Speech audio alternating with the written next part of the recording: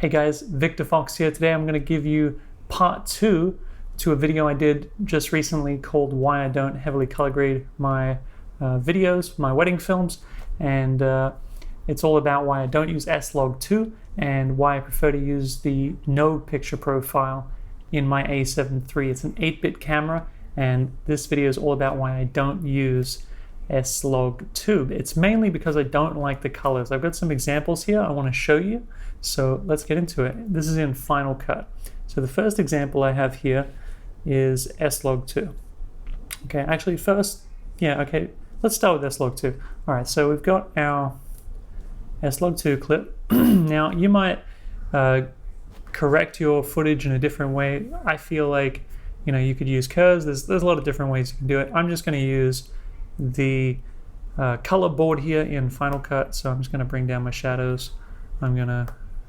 My highlights look pretty good. I'm going to bring down my midtones, find a bit of contrast that I like. Then I'm going to bring up the saturation, and there you go. Right. So that is my, maybe it's like that, something like that. Okay, maybe a little bit more on the contrast. So that is the S-Log 2 clip, and it looks pretty good. You know, if I just showed you like, all right, before, after, you'd think, okay, that looks pretty decent. But I actually think that the Rec. 709 profiles look a lot better. This is the Pro Color for the S-Log 2, by the way. This is Pro Color. I don't like the S-Gamut color profiles. This is the best color profile, I think, for the S-Log profile, the Pro Color gamut. So I'm going to show you the Rec. 709 color gamut now, which I prefer. This is the one I use all the time, but I've got a variation that I want to show you as well. So this is just regular, boring old Rec. 709, and you know what? It looks bloody great. Page just sneezed there. All right, so this is Rec. 709. That's the S-Log. Okay, yeah. Okay, if we try to match them now, maybe I make my S-Log a little bit crunchier. Now they're pretty close, but you can see there are some serious color differences. You know, there are some serious color issues, I would say. These have both been white balanced correctly. These were both shot with the same exposure. They're both exposed to the right, exposing for skin tones, okay? So if I move my Rec. 709 clip out of the way here, we can see the two clips side by side. Here we go. Look at that. Beautiful. I would say that they both look really good. They both look really good. In terms of like grain or like noise, they're both pretty clean, especially considering, you know, this shot here. This is the S-Log 2. This is shot at ISO 800. It looks really clean, and obviously the 709 looks a little bit cleaner, a little bit, because it was shot at ISO 100.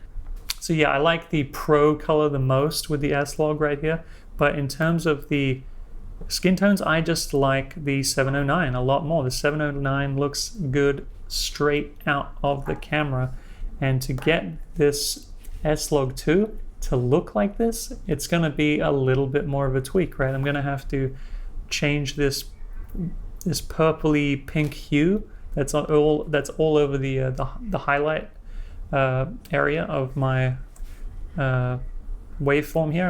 Of my color spectrum. I'd have to take out my highlights. I'd have to take the red out of the highlights for sure. And then I feel like we're probably going to run into other issues with the colors. So I stay away from the S-Log 2. If I want to shoot something that has a higher dynamic range, a shot that requires higher dynamic range, I was originally using HLG, and I think HLG is a really good profile because the colors are very similar to the the 709.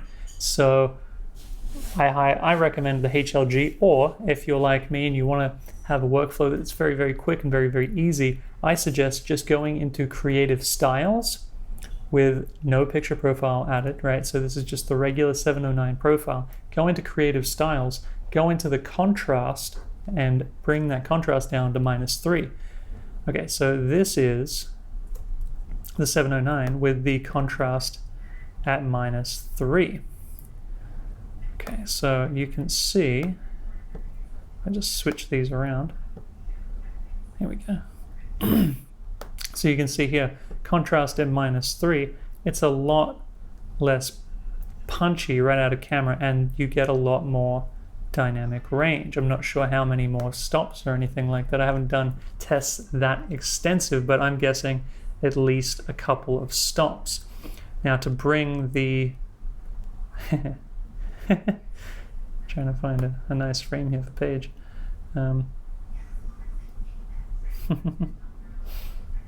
There we go. If in order to bring the 709 with the -3 contrast back into a similar kind of look, that's no problem at all. I just bring down my midtones. We're getting pretty close right about there, right? I can maybe punch that up a little bit if I wanted to. That looks pretty good, right? And the colors, this is the most important thing. The colors look the same. So I haven't had to tweak the colors at all like I would have to if I had used the S-Log. You can see that. See, that's the S-Log versus the 709. That's the decontrasted regular 709, just with some contrast added. So if I want something a little less contrasty, I just use the 709 profile and turn the contrast down a little bit. It works just as good. If I need a lot of dynamic range, I will go with the HLG, because the HLG has better color accuracy. Well, maybe not color accuracy, I guess, but colors that are more similar to the 709, which I use a lot because it looks good right out of camera. So that is my thought process behind why I don't use S-Log. I recommend you do the same if you want a workflow that's going to be really quick and look great every time. I recommend just sticking to the 709. I think the roll-offs on the highlights of the 709 actually look really good. I don't think it looks video-y at all. I think it looks fantastic. And if you're worried that it does look video-y, just turn the contrast down a little bit and then tweak it in post. But yeah, I don't really like the S-Log 2, but I will say that the S-Log 2, it's not as noisy as I thought it was. You really can get a nice looking image out of the S-Log 2. Let's go back to it. It's not, there's really nothing wrong with it. It looks pretty damn good. Like there's not really any serious banding or noise coming from stretching it out so much and tweaking it so much. Like I brought it from very, very flat to looking very, very decent. And I would say that in terms of like sharpness and color and noise, they're very similar. So if you want to use S-Log profiles, go for it. I say go for it, but don't mix and match like S-Log with the 709, because they really don't look very similar. So if you're going to use S-Log, only use S-Log. If you're going to use 709, probably stick to 709 and maybe just tweak the creative styles like I do. So that's my video on this whole 709 S-Log thing. Let me know your thoughts in the comment section below. What do you think about this? Do you use 709 a lot like I do, or do you prefer to use maybe like a hyper gamma like the Cine gammas, or do you like the S-Log? Even though it's an 8-bit camera, I do think it holds up really, really well when you expose it correctly. Let me know. I'm Victor Fox. If you want to see more content like this in the future, all about filmmaking, there's going to be some post-production stuff. Obviously, there's going to be some wedding film business-related stuff, maybe some commercial business-related stuff in the future moving forward. If you want to see stuff like that, subscribe to the channel. Give this video a like if you got some value out of it, and don't forget to subscribe.